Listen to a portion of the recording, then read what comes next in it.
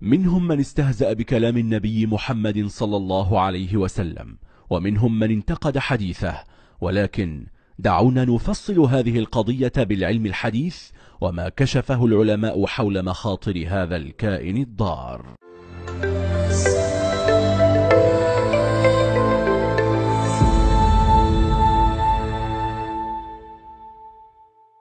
في دراسة لجامعة جورجيا عام 2015 تبين للباحثين أن الوزغ أو ما يدعى البورس أو أبوبريس هو حيوان خطير ينبغي التخلص منه، فقد أثبتت الدراسة أنه يحوي بكتيريا مقاومة للمضادات الحيوية تعيش في أمعائه.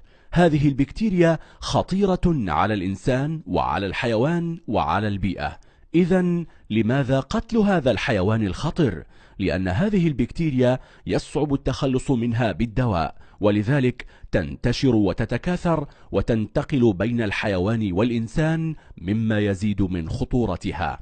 وهذه الدراسة قد نشرت في مجلة Science of the Total Environment، وأثبت الباحثون فيها أن أمعاء أبوبريس تحوي بكتيريا مقاومة للمضادات الحيوية، وعندما تنتقل هذه البكتيريا للإنسان فإنه من الصعب معالجتها لأنها تقاوم الأدوية.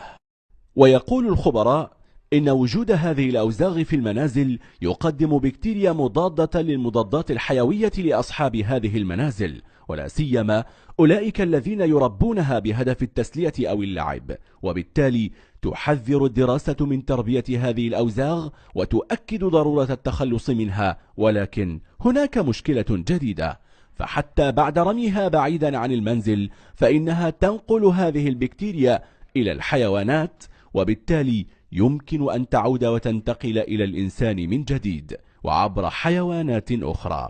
هذه الدراسة تعتبر حديثة جدا، وفي الماضي كان الناس يعتقدون أن هذه الحيوانات مفيدة فيربونها في منازلهم، ولكن بعد انتشار العديد من الأمراض في الدول الغربية بسبب تربية هذه الأوزاغ لجأ العلماء إلى دراستها بشكل دقيق، وتبين أنها حيوانات ضارة جدا بالإنسان والحيوان والبيئة، وينصحون بضرورة الحذر منها حسب جامعة جورجيا عام 2015.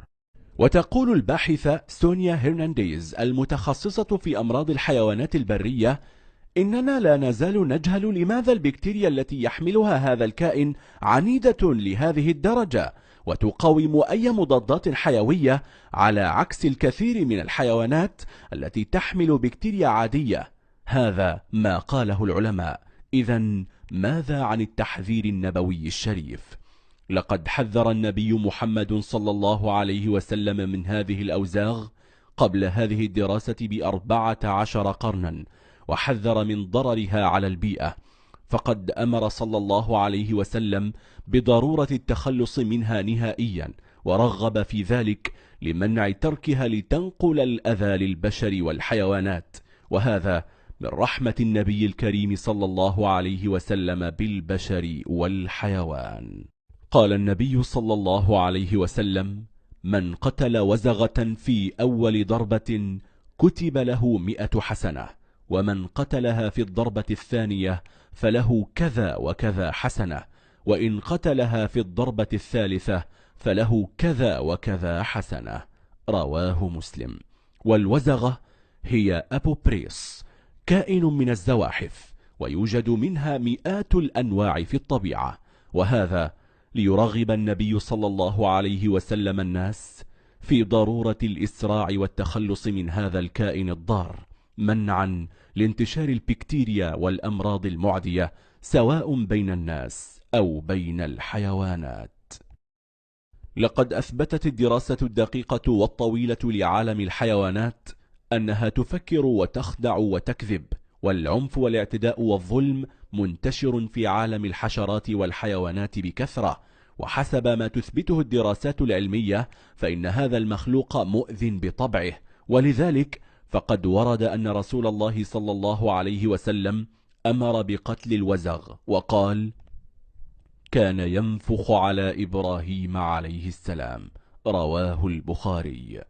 ولذلك لا يعتقد أحد أن هذه الحيوانات هي مخلوقات بريئة وصادقة، بل على العكس من ذلك، فهناك دراسات أثبتت وجود خيانة ودعارة وظلم وغدر عند هذه الكائنات، وبذلك فهي تشبه البشر إلى حد بعيد، كما قال الله تعالى في سورة الأنعام: وما من دابة